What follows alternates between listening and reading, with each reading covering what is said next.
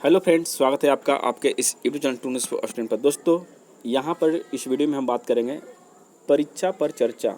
ठीक है, ये कौन से परीक्षाओं की बात कर रहा हूँ मैं? तो यहाँ पर बीएससी इंटर स्तरीय और रेलवे के तमाम एग्ज़ाम्स के बारे में चर्चा करेंगे।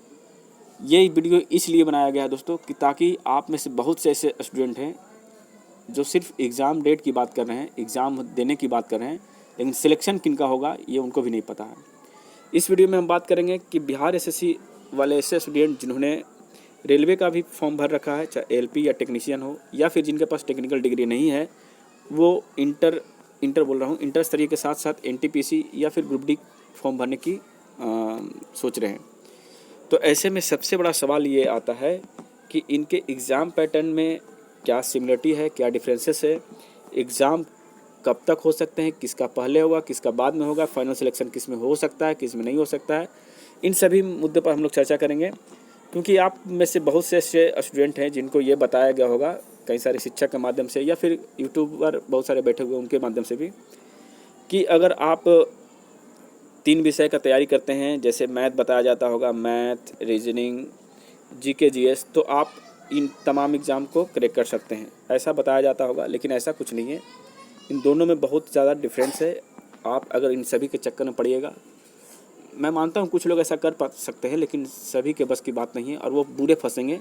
आप इसकी प्रैक्टिस आप पिछले दिनों में कर चुके होंगे। बहुत सारे स्टूडेंट अभी हैं जिनका उम्र, मैं आपको बता दूं कि 28 से 30 के बीच में होगा, मैक्सिमम का तो 26 प्लस ही हो गया होगा, और उनका सिलेक्शन अभी तक कहीं नहीं हुआ। इसका पीछे रीज़न यही है कि उनको जो गुमराह करते हैं, चाहे वो यूट्यूबर हों या फिर कोई और हों, उनके माध्यम से वो हमेशा भ्रमित हो जाते हैं और वही हाल होता है। एग्ज़ाम क्रैक करते हैं, पीटी मेंस निकलता है, लेकिन फाइनल मेरिट नहीं बनता है।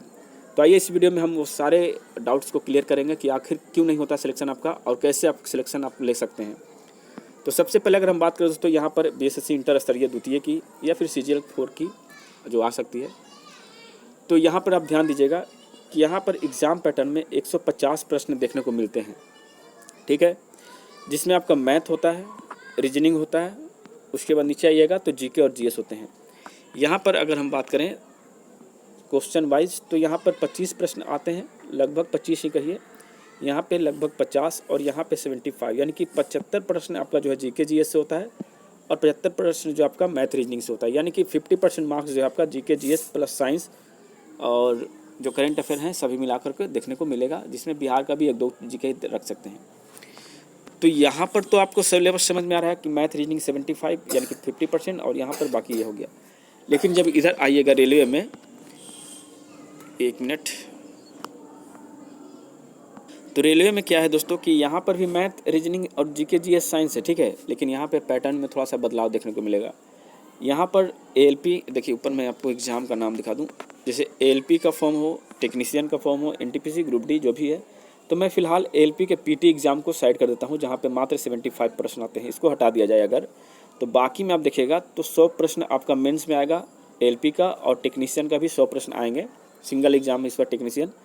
एनटीपीसी में भी 100 प्रश्न का आपका पीटी होगा और 120 प्रश्न का मेंस होगा। ग्रुप डी की बात करें तो यहाँ पे 100 प्रश्न होते हैं, उसके बाद इनका ग्रुप डी का पीटी होता है। ठीक है, तो यहाँ पर अगर हम बात करें 100 प्रश्न वालों में, तो यहाँ पर आप देखिएगा टेक्नीशियन और एएलपी दोनों में अगर देखा जाए तो लगभग 50% जो वेटेज है वो आपका साइंस का रहता है। यहाँ पे जीके का उतना बड़ा रोल नहीं रहता है।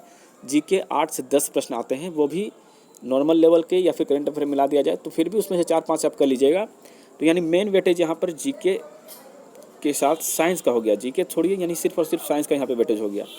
लेकिन अगर आप यहाँ पे तैयारी करते हैं तो यहाँ पे साइंस तो आपको प्रिपेयर करना ही है 25 नंबर का, लेकिन यहाँ पे 50 मार्क्स का जीके आता है। तो यहाँ और यहाँ पे बहुत ज़्यादा डिफरेंट हो गया। यानी मान लीजिए यहाँ पे आप जीके नहीं भी पढ़ते हैं तो भी आपका सिलेक्शन होने का संभावना है, लेकिन यहाँ अगर जीके नहीं पढ़ते हैं तो आप बाहर हो जाइएगा रेस से। ठीक है, तो ये हो गया पहला डिफरेंस।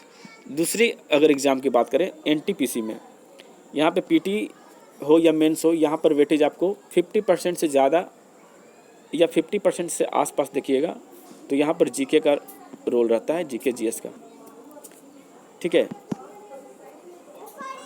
और यहाँ पर ग्रुप डी में भी साइंस का वेटेज ज़्यादा रहता है, यहाँ पर छोड़ दिया, यानी कि 3-4 एग्जाम में आपको साइंस मिलेंगे। एनटीपीसी के दोनों परीक्षाओं में आपको वेटेज मिलेगा जीके जीएस का। तो अगर हम देखा जाए कि एनटीपीसी के एग्ज़ाम पैटर्न को अगर देखें और बीएसएससी इंटर स्तरीय के एग्ज़ाम पैटर्न को देखें तो देखने में तो सेम लगता है, लेकिन फिर भी यहाँ बहुत सारे डिफरेंसेस है। क्या है डिफरेंसेस? तो यहाँ पे मैथ में जो 25 प्रश्न आ रहे हैं, यहाँ आपको मैथ में 30 से 35 प्रश्न आएंगे, 30 पीटी में और 35 मेंस में आएंगे। लेकिन दोनों में फ़र्क क्या है? तो यहाँ पर मैथ में सिर्फ अर्थमेटिक देखने को मिलेगा, सिर्फ और सिर्फ अर्थमेटिक देखने को मिलेगा। बहुत ज़्यादा हुआ तो अलजेब्रा का, बीजगणित का 2-4 सवाल देख सकते हैं आप। लेकिन यहाँ पर एडवांस मैथ रेलवे में देखने को मिलता है, वो भी अच्छे लेवल का एडवांस मैथ होता है। तो ये तो पहला डिफरेंस हो गया। मान लीजिए आपका मैथ में एडवांस मैथ कमज़ोर है तो आप इसको प्रीफर कर सकते हैं। अगर मैथ में दोनों पोर्शन अच्छा है तो आप इसको प्रीफर कर सकते हैं। लेकिन कंपटीशन की अगर बात करें तो यहाँ पर एनटीपीसी में इस बार का कंपटीशन बहुत टफ लेवल पर, करोड़ों में फॉर्म गिरते हैं, 1 करोड़ 10 लाख 20 लाख 25 लाख तक रखते हैं।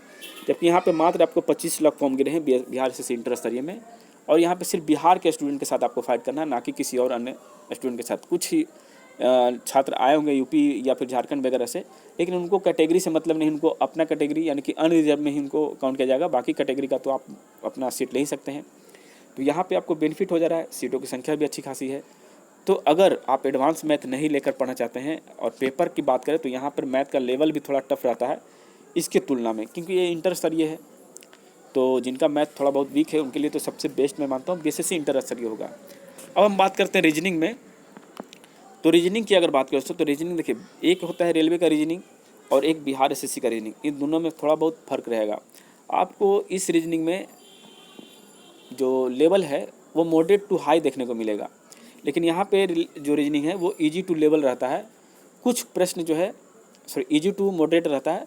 कुछ प्रश्न ऐसे होंगे यहाँ पे जो आपसे नहीं बनते हैं। मैं मानता हूँ 4 से 5 प्रश्न आपको ऐसे मिलेंगे जो आपको बड़ी समय के साथ बनेंगे या फिर नहीं बनेंगे। लेकिन यहाँ पर आपको क्या होगा कि यहाँ पर 10 प्रश्न ऐसे होंगे या 8 प्रश्न ऐसे होंगे जो आपका टाइम टेकिंग होगा।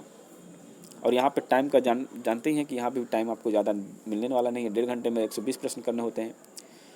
तो उस हिसाब से भी अगर देखा जाए तो यहाँ पर रीजनिंग का पैटर्न अलग होता है, यहाँ पर रीजनिंग का पैटर्न अलग होता है। अगर आपको विश्वास नहीं है तो आप एक बार दोनों का पेपर मैच करके देख लीजिए।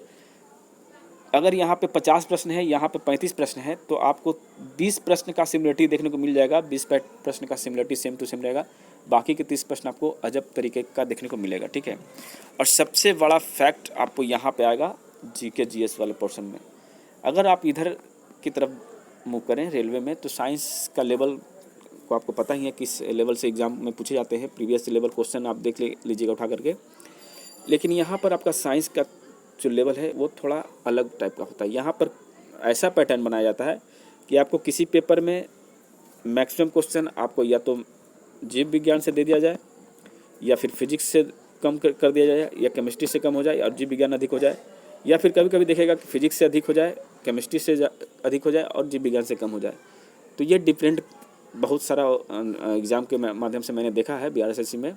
लेकिन रेलवे में ऐसा नहीं है। रेलवे में हमेशा फिक्स पैटर्न होता है। वहाँ जीव विज्ञान ही कम पूछा जाता है, बाकी फिजिक्स अधिक रहते हैं क्वेश्चन और उसके बाद आपका केमिस्ट्री के भी क्वेश्चन अधिक रहते हैं। तो यहाँ पर जो लेवल होता है उसकी हम बात करें तो यहाँ पर साइंस का लेवल अच्छे लेवल पे रहता है। 4-5 प्रश्न को देखा जाए तो बड़े आसान रहते हैं, बाकी प्रश्न आपके कठिन देखने को मिलेंगे। लैंग्वेज भी कठिन रहता है। और जीके की बात करें दोस्तों तो यहाँ पर जीके का अलग ही पैटर्न रहता है और अलग तरीके से क्वेश्चन पूछे जाते हैं। जैसा कि इसमें रेलवे में उस तरह का क्वेश्चन नहीं आता है। रेलवे में डिट्टो आपको लुसेंट का उठा कर डाल दिया जाएगा, लेकिन यहाँ पर सिर्फ लुसेंट से काम नहीं बनता है। और यहाँ पे अगर करंट की बात करें तो करंट यहाँ पे आसान होते हैं, लेकिन जीके यहाँ पे थोड़ा सा मॉडरेट रहता है। तो उस हिसाब से अगर हम बात करें दोस्तों तो आपको तैयारी जो है बिहार एसएससी की करनी चाहिए, ना कि इसकी करनी चाहिए। इसकी करिए, लेकिन इसके बारे में ज़्यादा मत सोचिए। रेलवे के बारे में ज़्यादा सोचना है तो आपको बिहार एसएससी का करिए, क्योंकि आप बिहार के स्टूडेंट हैं और यहाँ सिलेक्शन होने का ज़्यादा संभावना है। अब हम बात करते हैं एग्ज़ाम डेट एक्सपेक्टेड की। तो देखिए, बिहार एसएससी हो चाहे एलपी टेक्नीशियन वगैरह जो भी एग्ज़ाम हो, तो इन दोनों में सबसे पहले किसी का एग्ज़ाम होगा तो वो होगा आपका रेलवे का, ठीक है। आरआरबी का एग्ज़ाम पहले होने वाला है। और वो मैं आपको बता दूं दोस्तों कि ये एग्ज़ाम आपका पहले जो होने वाला है वो उम्मीद रखिए कि एएलपी का स्टार्ट हो जाएगा, ठीक है। लेकिन ये भी समझ के रखिए कि बिहार एसएससी का एग्ज़ाम इसी के साथ साथ होने की उम्मीद है, यानी कि इस एग्ज़ाम से पहले ये करवा ले या फिर इसके एलपी के पीटी एग्ज़ाम के जस्ट बाद ये करवा ले। अगर दोनों एग्ज़ाम साथ में होती है तो छात्रों को बहुत परेशानी होगी, क्योंकि दोनों एग्ज़ाम ऑनलाइन होंगे। और ऐसे में अगर बीएसएससी भी टीसीएस जैसे एग्ज़ाम कंडक्टिंग एजेंसी को देती है तो मान के चलिए कि फिर एग्ज़ाम में थोड़ा डिले देखने को मिल सकता है। तो मेरा मानना है कि एग्ज़ाम आपका नवंबर में शुरू हो जाने की संभावना बन रही है, बिहार एसएससी इंटर स्तरीय की और वहीं रेलवे की भी, दोनों का एग्ज़ाम लगभग सेम टाइम में स्टार्ट हो जाएगा। तो जो पैटर्न के हिसाब से अगर बात करें तो एनटीपीसी का पैटर्न आपका मैच करता है। तो एनटीपीसी एग्ज़ाम होने में अभी कम से कम 6 मंथ टाइम लगने वाले हैं, तो 6 महीने के भीतर ये कंप्लीट भी हो सकता है बिहार एसएससी इंटर स्तरीय। तो आप लोग रेलवे को ध्यान ना दे करके एएलपी टेक्नीशियन की तैयारी करें तो ठीक है, वरना आप जो है बीएसएससी में ही लगे रहिए और बीएसएससी में आपका सिलेक्शन होने की संभावना बनेगी। हम मेनली अब बात करेंगे बीएसएससी पर। देखिए तो बीएसएससी की बात करें तो नवंबर में आपका पीटी स्टार्ट कर सकता है और नवंबर के लास्ट तक या फिर दिसंबर के मिड तक आपका ये एग्ज़ाम पीटी कंप्लीट हो जाएंगे। जनवरी से फरवरी तक आपका जो है एग्ज़ाम का रिजल्ट आ जाएगा और फरवरी के लास्ट या मार्च के फर्स्ट या सेकंड वीक में आपका मेंस एग्ज़ाम करवा लिया जाएगा, ठीक है। और हो सकता है कि मेंस एग्ज़ाम के जस्ट 15 से 20 दिन में आपका रिजल्ट आ जाए, क्योंकि ऑनलाइन एग्ज़ाम हो रहे हैं।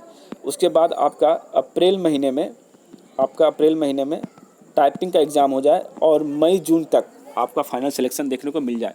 यानी लगभग 8 से 10 महीने में, 8 महीने में बहुत ज़्यादा बता रहा हूँ, 6 से 7 महीने 8 महीने भी लग सकते हैं, लेकिन 8 महीने के भीतर आपकी ज्वाइनिंग हो सकती है, इतना मैं आपको गारंटी देता हूँ। तो अगर आपका सिलेक्शन ही मेन मकसद है तो आप बिहार एसएससी में लगिए और आप अपना एक सीट पक्का करिए। चलिए मिलते हैं नई वीडियो में, तब तक के लिए जय हिंद, जय भारत।